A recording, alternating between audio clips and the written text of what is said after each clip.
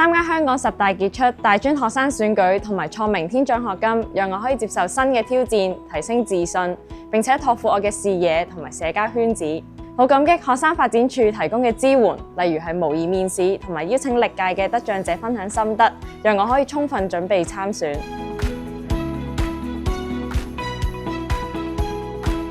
The HSBC Overseas Scholarship offered me the chance to study at the University of Leeds, and this opportunity really offered me the global exposure needed to achieve my aspirations to work in corporate banking, a field where intercultural communication is essential.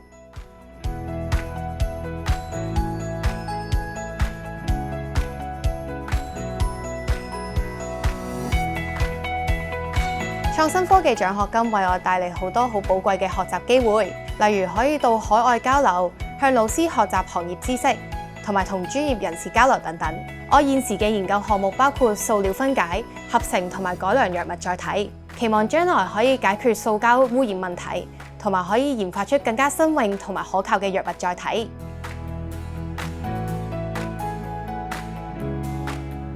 今年暑假，我有幸到牛津大學深造，修讀為期1個月嘅歐盟競爭法課程。呢個課程由極具聲望嘅學者 Professor Ariel Ezraki 親自教授，大大拓展咗我嘅國際視野，亦都加強咗我嘅英語運用同埋溝通技巧。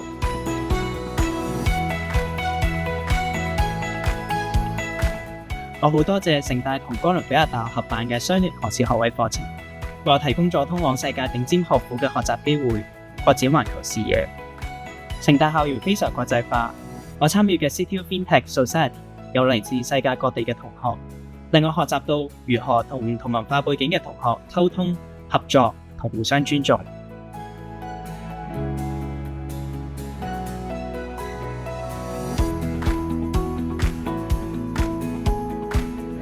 申請呢個香港10大傑出大專學生選舉咧，令到我識到好多唔同領域嘅精英同學啦，亦都了解咗祖國唔同地方嘅特色同埋文化。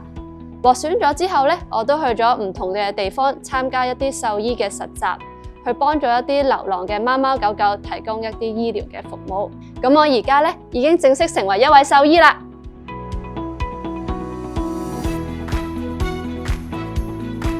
城大學生發展處舉辦嘅服務領袖計劃 Service Leadership Training Program， 令我能夠運用喺香港史課堂上所學嘅知識，同其他服務領袖一齊推廣霓虹燈嘅歷史同文化，令城大師生更加關注本地正在式微嘅傳統工藝。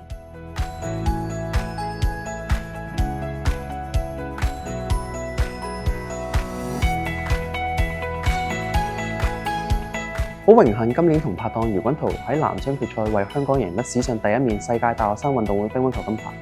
國際賽事對我嚟講係一個證明自己同成長嘅機會，俾我睇到自己同世界級選手之間嘅差距同埋吸收經驗，同時令更多人睇到香港運動員嘅努力。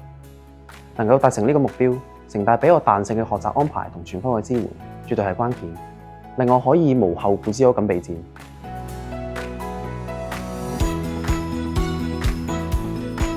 喺我申請香港10大傑出大專學生選舉過程中，面試環節係我最擔心嘅部分。我好感激城大就提供咗模擬面試工作坊，咁就模擬咗各種嘅問題，咁由專業導師去分析我嘅表現，幫我改善我嘅應對技巧。我都期望我可以成為一個激勵其他人嘅領袖，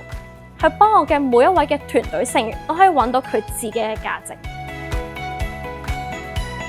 Together we shine。